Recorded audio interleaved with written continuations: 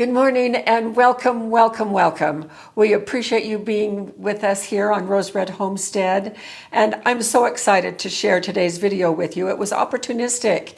Last night we had the best time. We celebrated my son's 50th birthday. I now have 4 children in their 50s, 4 out of 6. I can't, how did that happen? I still feel like I'm about 25. So anyway, the years march on. But we had my son and his fiance and my daughter and her husband, so there were 6 adults. And after we had the happy birthday and cake and ice cream, we planned to have a little activity of making breakfast sausage. I thought our kids would really enjoy that, and they did. They loved helping with us, and this is the result. And they took some home. This is what we have left. And this is breakfast sausage, and it is packed in sheep casing. And sheep casing is a little bit more difficult to work with, and after a while it broke, and we just decided, okay, that's enough sausage links. We're just going to make patties out of the rest.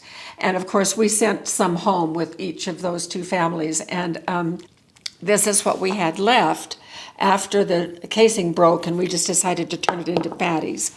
And then I thought, we could freeze those patties. We could freeze dry those patties, which we've done before with, the results are okay. I'm not super excited about our freeze-dried, either the hamburger patties or the sausage patties. It takes them forever to rehydrate, and it's just not quite the same. But freezing works great, and so does canning.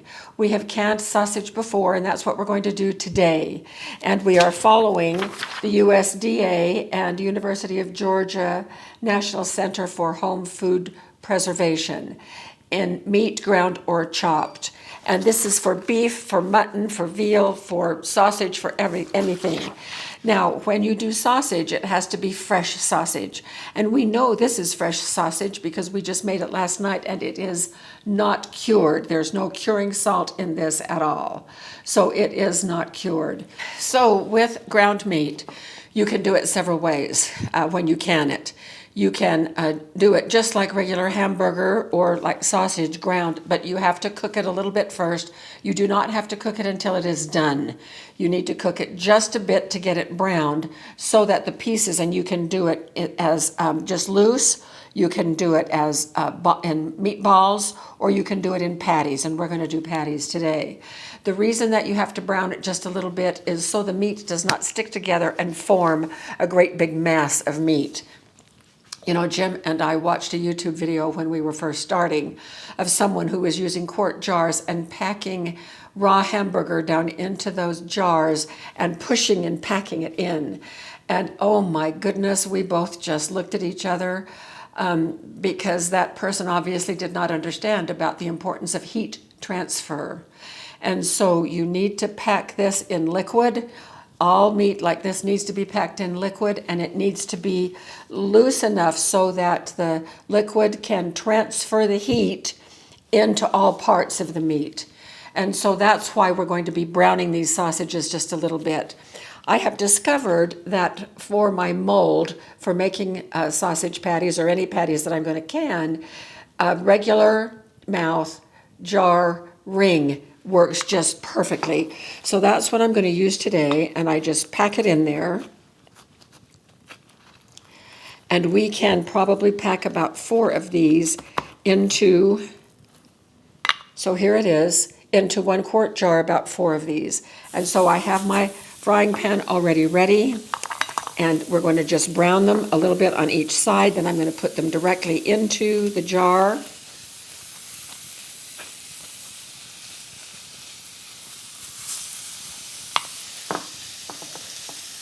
And we're not sure how many this is going to make. It might make more than these 4 jars. So what are you going to do with the leftovers?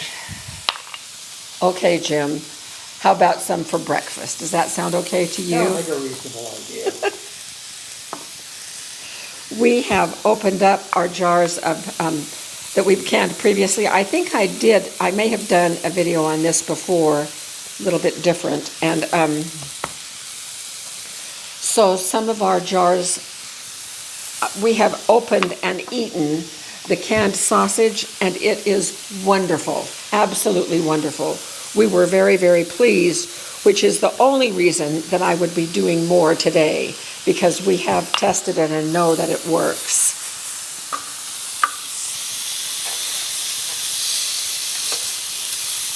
Now that's browned enough.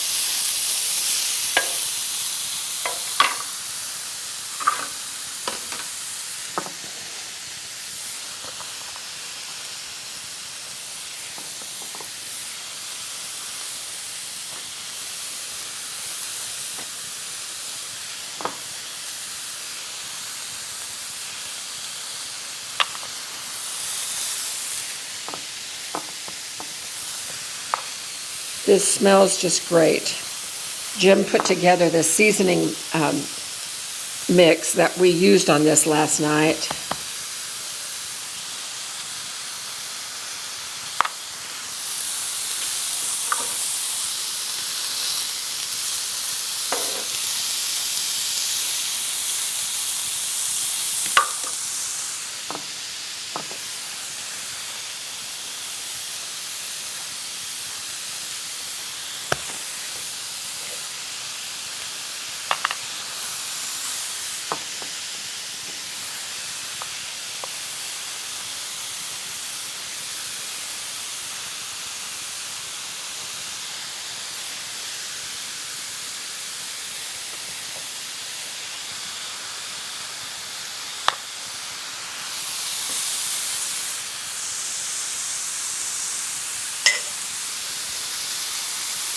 All right, here we go.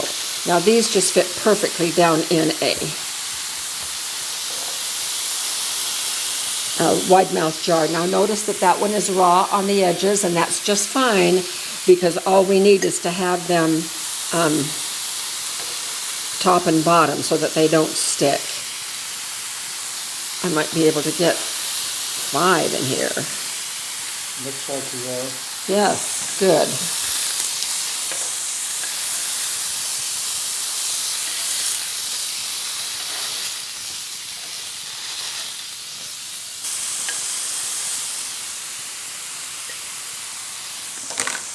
All right, we need to leave an inch headspace, and that's about right. So we'll put that one aside, bring another one over, and I will continue until we get these done. I'm now pouring broth into the jars.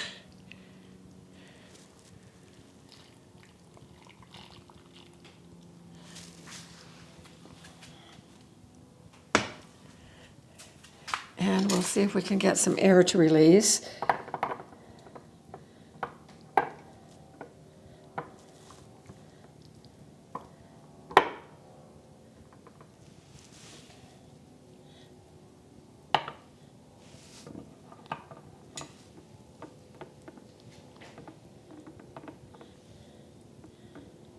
I'm now wiping the rims with a paper towel that is damp with vinegar to cut any of the grease that might have gotten on the top of the rim.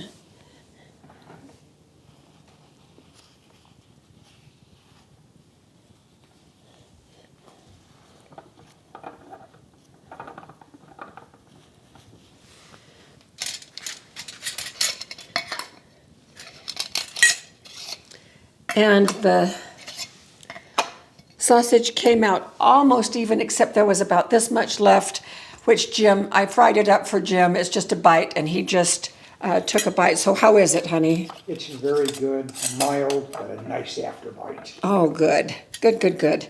So I'm going to fry up some of these links for breakfast, because we're quite early this morning. That broth was boiling hot. So I have 2 quarts of water in the Nesco as per instructions, and I'm putting these 4 in. There's a rack in the bottom.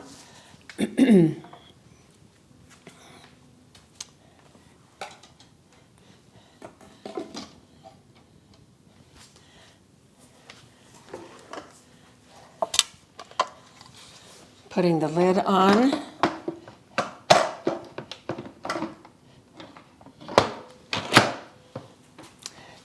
And we have the green pressure regulator on. That's the one for 15 psi.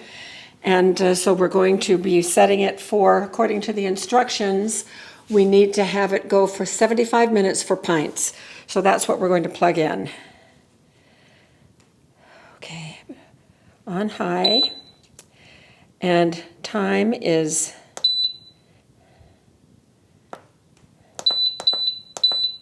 75 minutes, and start. So it will take a few minutes for it to get up to steam. Now with the Nesco, it kind of releases steam all during the processing time. And that is how it regulates the pressure. So we've had several questions on that, wanting to know if that's normal. And yes, it is normal for the Nesco. And so it does have a venting 10 minutes. It will show 10 minutes that it needs to vent. We'll do that, and then after that, and it gets up to pressure, then the 75 minutes will kick in.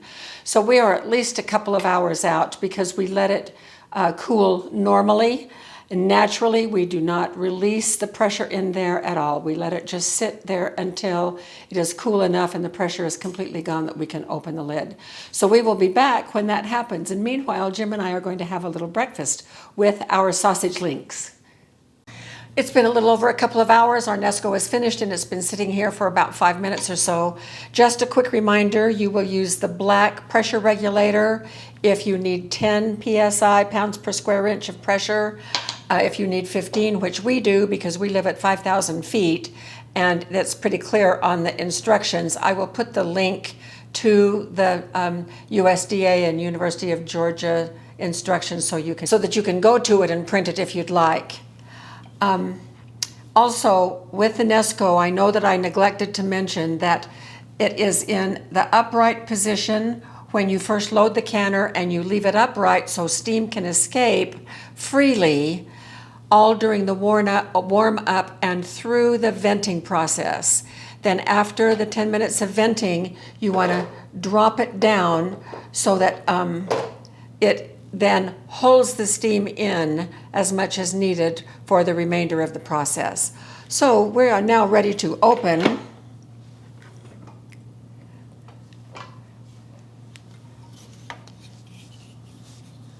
And here we go.